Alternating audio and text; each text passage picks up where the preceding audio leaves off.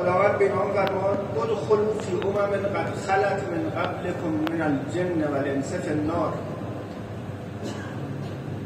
وارد بشید بین عده‌ای که قبل از شما از جن و انس تو آتش وارد شدن، یعنی برید پیش اونا.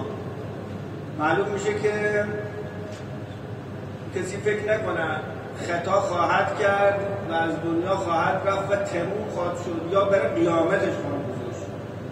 لحظه وفات لحظه شروع دریافت مجازات یا پاداش.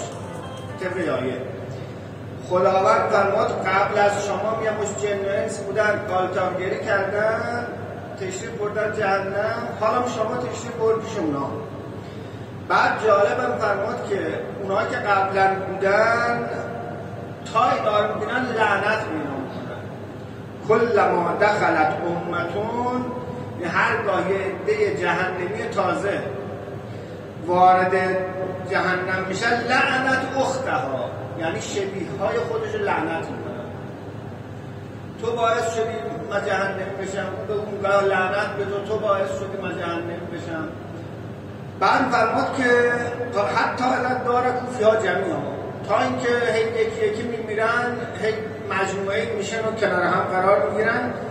قالت اخراهم لأولاهم، اینا درس به ما میده قرآن.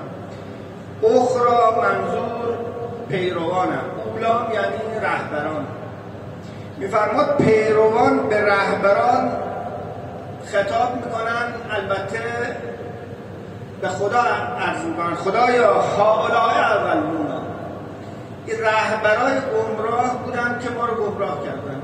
حالا ممکن رهبریه یعنی مثلا در حد یک کتاب باشه، من کتابش خوندم، یه جلسه درست کرده باشه، یه نمیدونم فصل رفاقت باشه ما داشته باشه بگه که مثلا این راه درسته اون راه. به هر حال من دنبال این رفتم. هؤلاء اولونا، اینا ما رو گمراه کردن، 2 برابر آتششون رو قرار بده خدایا.